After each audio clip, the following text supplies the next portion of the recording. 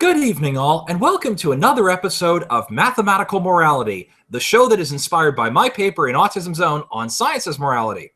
And just so you know that I love math, I heart math. Now, let's get something straight. This week, I was supposed to do an episode on the mathematics of predicting crime and its moral use, whether it should be spread to police forces, and all the possible ways it can manifest. But my partner and I had to experience a dumb bitch in the crosswalk tonight. We nearly got run over by oncoming traffic, so let's actually explore the empirical morality of this situation, shall we? For the dumb bitch in question, assuming she ever watches this video, yes, I'm talking to you. Fair point. She's not smart enough. You're right. She's probably not smart enough to actually operate a computer, let alone find this video. It's a little over the top.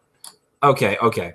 But for the rest of you idiots out there who might even think about trying to block a crosswalk in the middle of a light, let's draw this for you using grade school diagrams, exactly what happened and why this is an immoral thing from both a empirical standpoint and from any other standpoint. Let me pull up my screen share here, and we're going to go to Paint Program, because grade school diagrams are the only thing you fucks understand. These three cars on the left here are where the lane was. There's an empty lane next to it on the right-hand side above them. I'm just hoping my mouse is actually coming clear. Let's see here. Well, we'll find out in a second. Anyway, these three cars, these three squares represent... Damn it, let me get back into the Paint program. I'm sorry, I'm just really angry about this. These three cars here, these three squares represent the cars that were in the correct lane.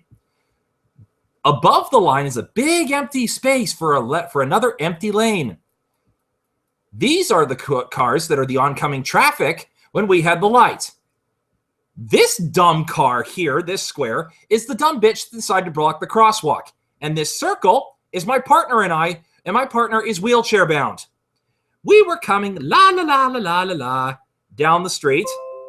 We were coming la la la la la, only to discover that we were blocked by a car. So what did we do? We swerved. Let me get another line here. We swerved into oncoming traffic to try to get around the bitch, and then back in onto the crosswalk. We were very lucky that we had a little spot between the cars. Otherwise, we would have gone splat. And let me use a star here to show splat. Going splat is what put me in the chair to begin with, you stupid fucks. Stay out of the goddamn crosswalk. Now, let's think about this for a second. Disabled people are a high percentage of the population. So there's a likelihood that you're going to block somebody who is trying to go through the crosswalk.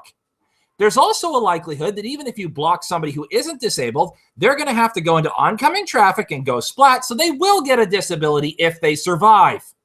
So let's discuss the moral implications of this, shall we?